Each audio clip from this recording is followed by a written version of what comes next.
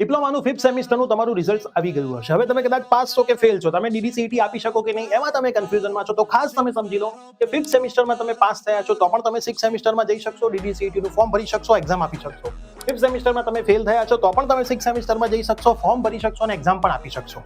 તમને એક મોકો મળશે 6th સેમિસ્ટરમાં, જ્યારે તમને 5મા સેમિસ્ટરની તમારી જે ફેલ થયેલી માર્કશીટ છે એમાં જે KT છે એની તમે એકવાર એક્ઝામ આપી શકશો.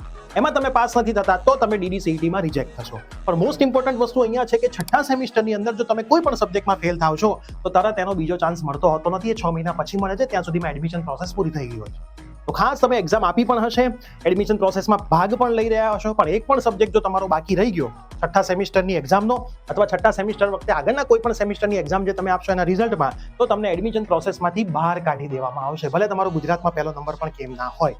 તો ખાસ 6ઠ્ઠા સેમિસ્ટરમાં તો ક્યાંય ફેલ થવાનું જ નથી. પ્લસ 1 થી 5માં ક્યાંક કોઈ કેટી બાકી રહી ગઈ હોય તો હજુ એક ચાન્સ તમને 6ઠ્ઠા સેમિસ્ટરમાં મળશે, એમાં ક્લિયર કરી દેજો. નહીતર 2026નો DDCET નો સ્કોર 2027માં વેલિડ ગણાતો નથી. ફરીથી તમારે DDCETની એક્ઝામિનેશન આપવી પડશે. આ ખાસ માહિતી છે, ધ્યાન રાખી લો. તમારા મસ્ત જેટલા પણ ડિપ્લોમાના ફ્રેન્ડ છે કાંઈ કોઈ પણ સેમિસ્ટરમાં કેમ ના એમને શેર કરી દો. એટીકેટી તો લાવવાની જ નથી અને DDCETના રિઝલ્ટના આધારે જ તમારું એડમિશન થવાનું છે. ડિપ્લોમાના ફાઇનલ યરના માર્ક્સ ક્યાંય કાઉન્ટ થતા હોતા નથી. ફટાફટથી શેર કરો, ફોલો કરી દો અને DDCET અમારી ઓનલાઈન ઓફલાઈન બેચમાં જોડાવવું હોય તો હજી એક છેલ્લો ચાન્સ છે. સ્ક્રીન ઉપર આપેલા નંબર ઉપર કોન્ટેક્ટ કરો અથવા તો પ્રિયસર વિદ્યાપીઠ એપ્લિકેશન આજે ડાઉનલોડ કરી DDCET સર્ચ કરો.